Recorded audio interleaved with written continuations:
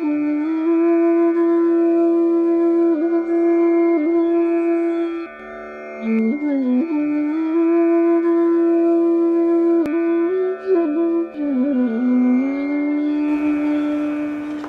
ये नहीं कहता सांसारिक पदार्थों को छोड़ के चले जाओ जी। या अपनों को छोड़ के चले जाओ, ऐसा मैं कभी नहीं कहता हूँ जी।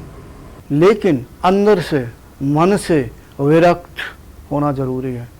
अब मैं आपके सहारे में और भी आगे इसी मतलब इसमें जोड़ दूंगा, नहीं तो आपका आंतरिक विकास नहीं होगा, आप अंदर नहीं जा पाएंगे।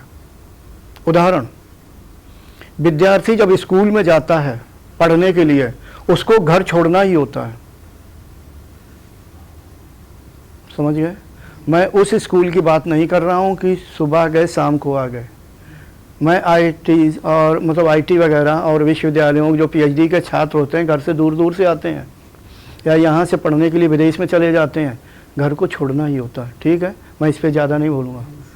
तो कहने का हम यहाँ पर ये कह रहे हैं, जो हमारा मन है, जो हमारी इंद्रियाएं हैं, जो सांसारिक वस्तुओं में लिप्तता, समझ गए, यानी दौड़ रही हैं इनको एकत्र करने के लिए, एकत्र कर लिया, समझ रहे हैं कि ये चीज़ हमारी है, और बैंक बैलेंस ज़्यादा बढ़ाने के लिए। तो इसमें क्या होता है कि हम संसार के प्रति यानी प्रकृति के जो वस्तुएं हैं उनके प्रति ज़्यादा लगाव रखे हुए हैं।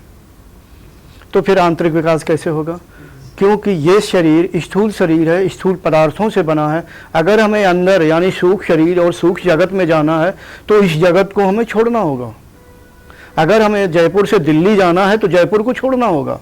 अगर हमें आंतरिक विकास करना है सूक्ष्म शरीर में, सूक्ष्म से यानी सूक्ष्म जगत और सूक्ष्म शरीर में यानी अंदर अंतर्मुखी होना है, और इसके बाद कारण में और कारण अवस्था में जाना है, तो हमें स्थूल छोड़ना है, सूक्ष्म छोड़ना है और कारण में, तब आप जा पाएंगे। अगर आप स्थूल को नहीं छोड़ेंगे तो सूक्ष्म और कारण में नहीं जा पाएंगे।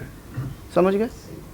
सिर्फ इतना, और आप बाद में सोच रहे। तो हमारा सिर्फ ये है कि वो रोक रही है, तो अर्थात वो छत को टिकाऊपन बनाए रखना चाहती है, जो आपने बताया। हाँ, और आप अगर कुछ बताना चाहते हैं तो बता दें। नहीं गुरु, मेरी संसार में आसक्ति इतनी ज़्यादा सभी कहते हैं, सभी कहते हैं कि मेरी आसक्ति नहीं है। अब मैं उदाहरण इसका भी दे दूंगा, लेकिन थोड़ा नहीं कहता, सत्य थोड़ा कड़वा होता है, उसको दे दूंगा।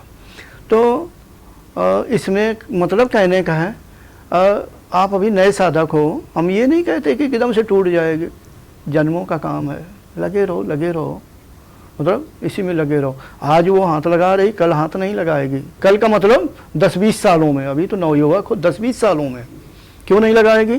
क्योंकि अंदर से जब आपके जो तमोगुण का प्रभाव कम होगा, सत्वगुण का प्रभाव बढ़ेगा। तो सत्वगुण का जितना प्रभाव बढ़ता है तो अंतःकरण उतना ज़्यादा प्रकाशित होता है और उसकी वृत्तियाँ ज़्यादा व्यापक होती हैं। तो जब वृत्तियाँ ज़्यादा होगी तो मन भी व्यापक होगा। जिसके मन में शुद्धता और व्यापकता होती है तो गंभीरता भी आता है, वो अंतर्मुखी होने लगता है। तो इस संसार के प्रति थोड़ा उसका कम लगाव होने लगता है, रहता वहीं पर।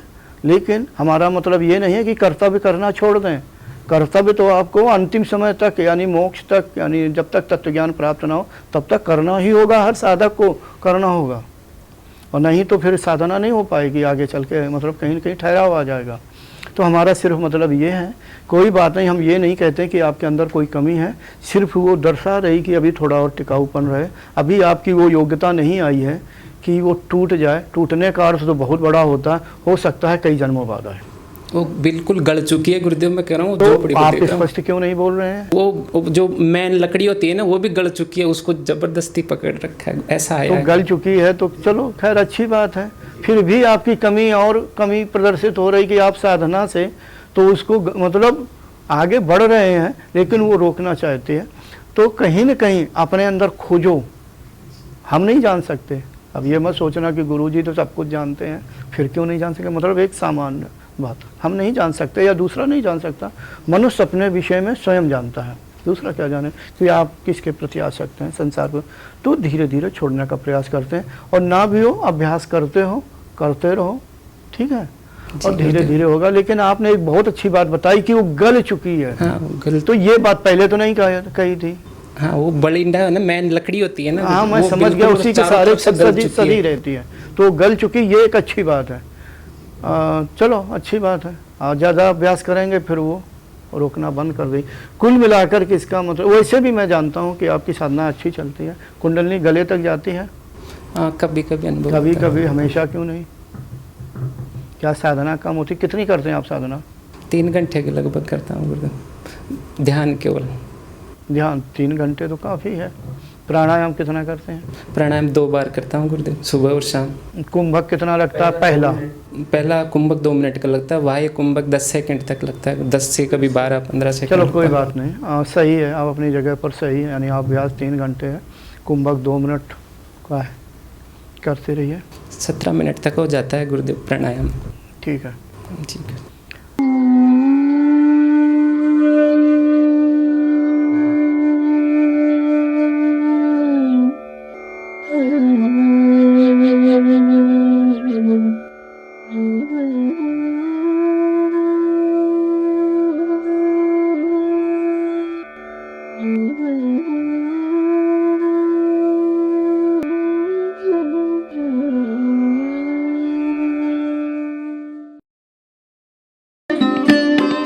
Thanks for watching.